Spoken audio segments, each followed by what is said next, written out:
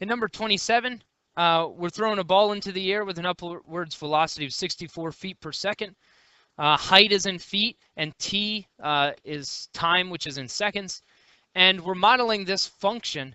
And we want to know, first of all, how long does it take the ball to reach its maximum height? And the second question is, what is the ball's maximum height? So when we're talking about maximum in each of these questions, another word for maximum when we're talking about a parabola is the vertex. So essentially what I'm going to do is I'm going to find the vertex, and each piece of the vertex represents a different part of this thing. Okay, so when I'm talking about the vertex, I'm going to find that ordered pair. The first piece of the vertex, I do the opposite of b over 2a. That gives me the x value, or in this case, the t value for the vertex. So the opposite of b, the b value is a 64, so that's going to be a negative 64, over 2 times a, which is right here, that's the negative 16. And now I just plug this in. That's a negative 64 over a negative 32, which comes out to a positive 2. That's the first part of my vertex. And really, that first part of my vertex is the time, which is what this thing was asking me for. That's 2 seconds. Okay. The second part of my vertex, I take the 2 and I plug it into my equation. So I would have a negative 16 times 2 squared plus 64 times 2. And then what was it, a plus 10? Let me go back up and check. Yep, sure is. And so now I just have to plug this in. The 2 squared gives me a 4, and then times the negative 16 is going to give me a negative 64. So I have a negative 64 plus 128 plus 10. So that's a 64 plus 10, which is 74. That's the second half of my vertex if I want to plug that in. And that represents the height. See, the first part of the vertex gives me the time. The second part of the vertex gives me the ball's height. So it's 74 feet. And that's it. Okay, so really when it's asking for the maximum, it's asking for vertex. And then we just have to identify what piece of the vertex means which of these things. Okay. In number 28, it says the object is dropped from a height of 250 feet. We've got the function h of t equals a negative 16 t squared plus 250. And that's the height of the object after t seconds. And we want to know, when is this thing going to hit the ground? So if I want to know when this thing's going to hit the ground, I want to know when the height, when the h of t is going to equal 0. So I'm going to plug a 0 in for h of t. So I have 0 equals a negative 16 t squared plus 250. And really for this one, there's 2 ways to solve this. I can try building a bridge and factoring this thing, but this thing's not going to factor. So I'm going to solve this the other way. I'm going to subtract the 250 from each side.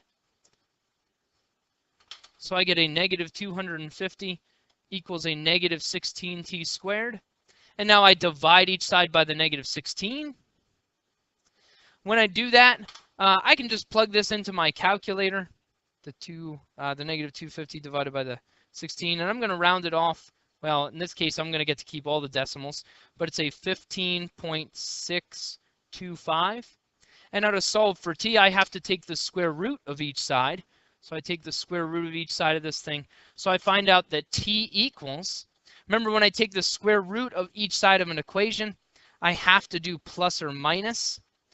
So that means t equals plus or minus the 3.95.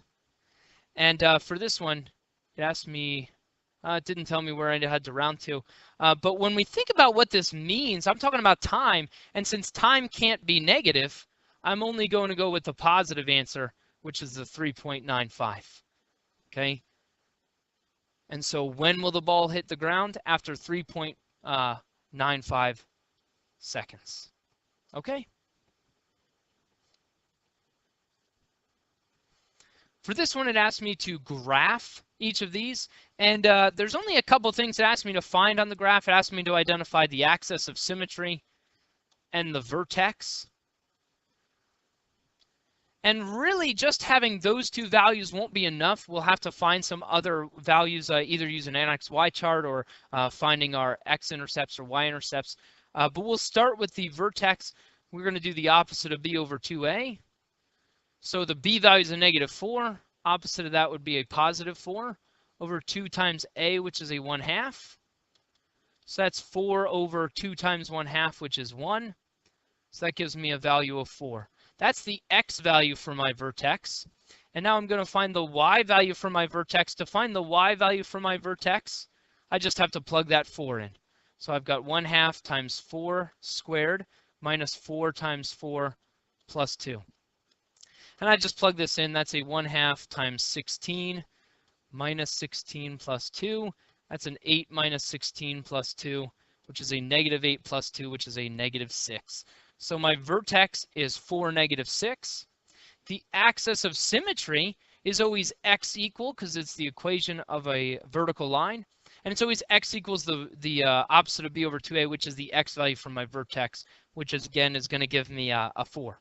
Okay? And when I plot this, again, this is not enough information to graph this whole thing, but if I plot the 4, negative 6 is right here. The axis of symmetry I draw as a dotted line.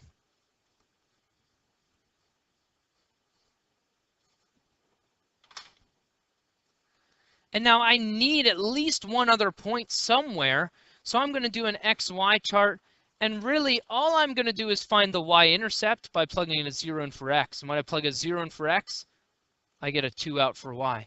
So I have the ordered pair 0, 2, which is right here. I can reflect that point. Since it's 4 units away, I can go 4 units in the other direction and put a point. And I know this isn't going to be a V. I know it's supposed to be a parabola, so I'm going to draw a nice smooth curve. Let me try again. That was terrible.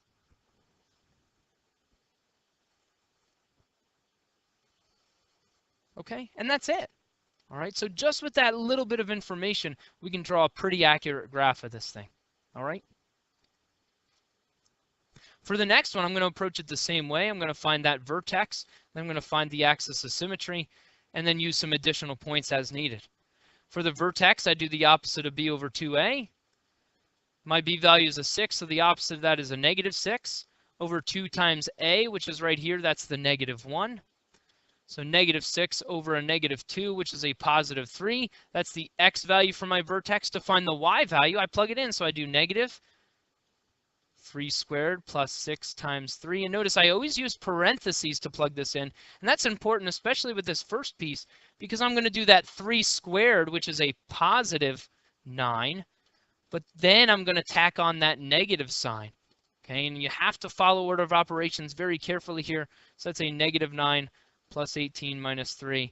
So that's 9 minus 3, which gives me a 6.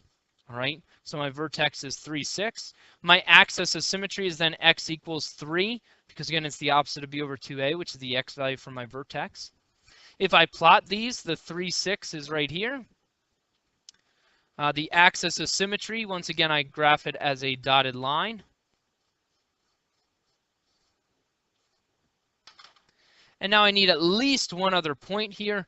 Again, I'm going to do the y-intercept by plugging a 0 in for x.